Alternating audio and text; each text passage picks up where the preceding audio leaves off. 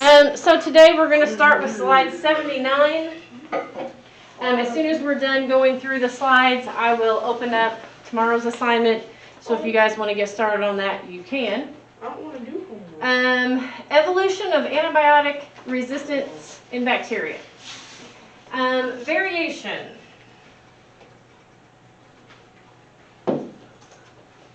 Within a population, some bacteria will be less harmed by an antibiotic than others. Selection by the environment. The addition of an antibiotic alters the environment and selects some bacteria for survival. John, you can pay attention. Fitness. Bacteria which are resistant to antibiotic are more fit and able to reproduce. We talked about all these things yesterday. Reproduction. Resistant bacteria reproduce and pass along antibiotic resistant to their offspring. The trait becomes more common. All of these results in a changing population that becomes dominated by bacteria with resistance to the antibiotic.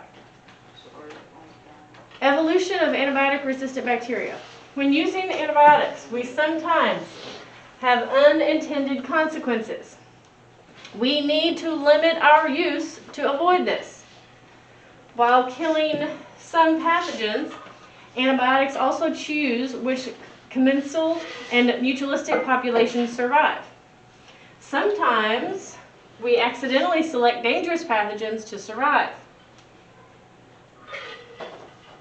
In these petri dishes, the bacteria are beige and grow in a solid lawn of their food source.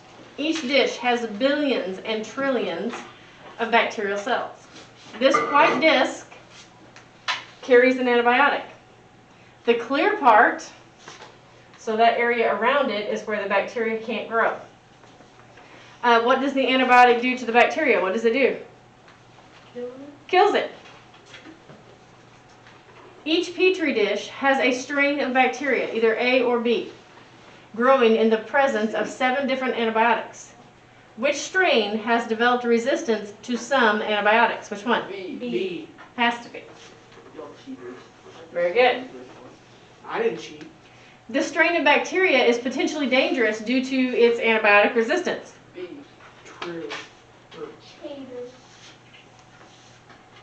This strain is potentially dangerous due to its, not necessarily, because why?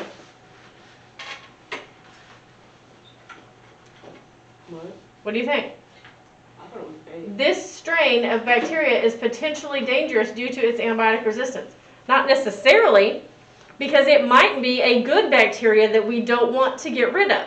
So in that instance, it would be a good antibiotic for us to take because it's not killing the good bacteria. We're really not sure. Which of the following petri dishes has bacteria with resistance to the widest range of antibiotics? A. Y'all cheaters. Okay. Your dog is infected for the first time by the strain of bacteria growing in this petri dish, along with 6 different antibiotics. You think this because... C. Well, let me read the choices. Not a big problem because the dog can be treated with antibiotics. Not a big problem because the dog's immune system responds more quickly than bacteria can multiply. Very dangerous for your dog because this bacteria has resistance to many antibiotics.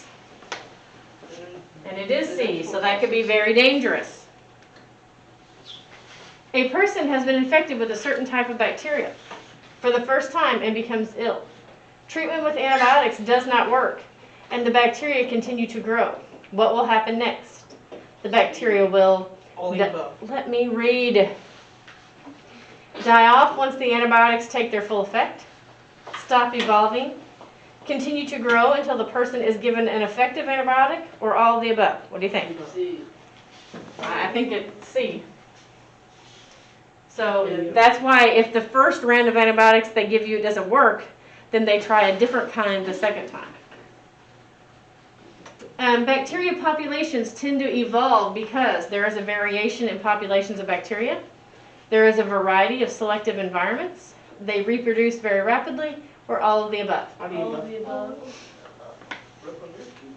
I'm a little naive. Sounds correct. Many of you are familiar with the negative effects of bacteria. Doctors give you antibiotics, parents tell you to wash your hands, and don't want you to eat food off the floor. But bacteria comes in many forms. They inhabit a whole microscopic world which is intimately connected to ours and yet separate. Bacterial reproduction.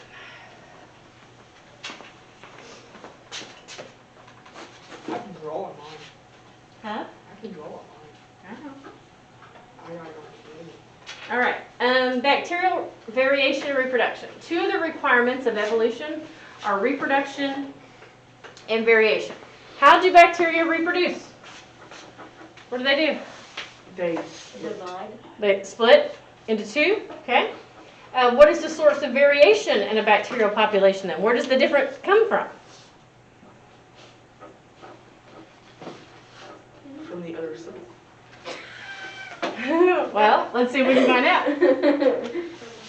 Prokaryotic cells divide and reproduce by binary fission, the splitting of one cell into two. Binary fission is a type of asexual reproduction, so only one parent. In contrast, sexual reproduction has two. Cells increase in size, make a copy of their DNA, then divide. This creates two exact copies. The original cell no longer exists. Most bacteria can divide every 1 to 3 hours, but some bacteria, such as E. coli, can divide every 20 minutes. If E. coli is allowed to grow with unlimited resources and no competition, how many bacterial cells would result from one original cell over the course of 24 hours? Thousands, a lot, okay? Yeah. If E. coli, oh, yeah, whatever that even, I don't even know how to, okay, trillion. I was like, I don't even know how many zeros that is. If E. coli is allowed to grow with unlimited resources and no competition, here's the math. So 24 hours, anyway, trillions of bacteria. Whoa. Bacteria can reproduce very large numbers of themselves in a very short amount of time. That requirement of evolution is met.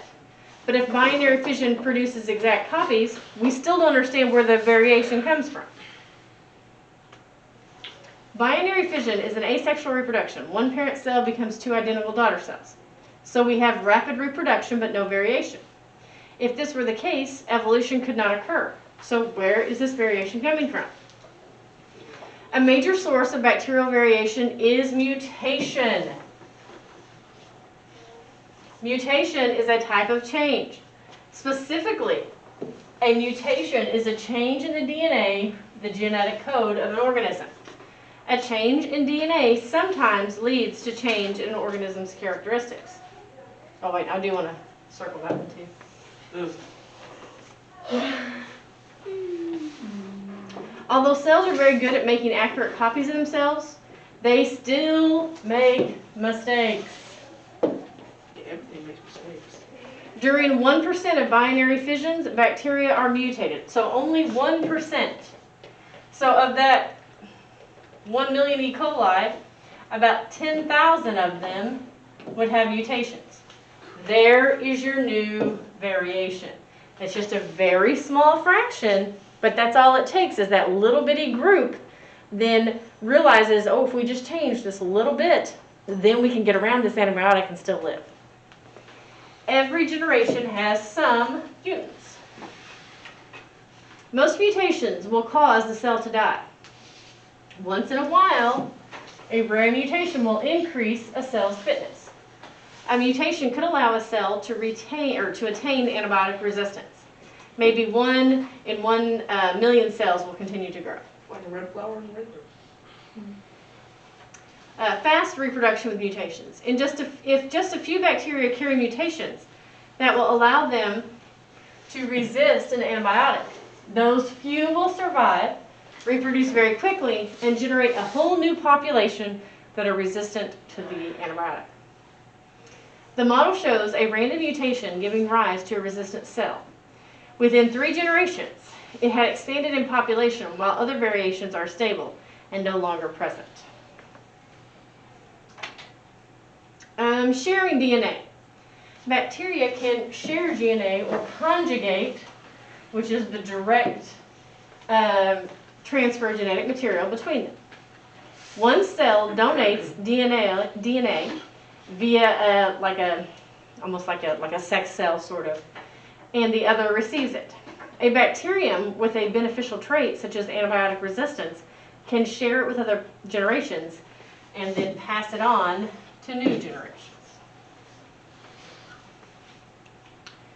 We have learned 2 ways that bacteria populations can generate diversity or variation. Those 2 would be mutation and conjugation. Variation is very important for the survival of populations. On Earth, environments are always changing. Any population that survives has some variance. Any population that survives environmental changes is also changing over time. Variation is required for evolution, and evolution is required for survival. All living things have to evolve or change in order to survive. Evolution allows bacteria to survive in changing environments.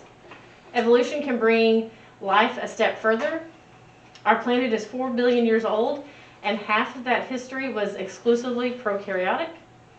2 billion years ago, colonial prokaryotes began to cooperate with one another in a way that gave them survival advantage. They took a step towards the evolution of more complex eukaryotes, which include protists, fungi, plants, and animals. Bacteria go extinct at substantial rates, but seem to avoid mass extinction. A study conducted by the University of British Columbia, sequencing and big data analysis to create the first evolutionary tree encompassing a big fraction of Earth's bacteria over the past billion years. Scientists estimate 1.4 to 1.9 million bacteria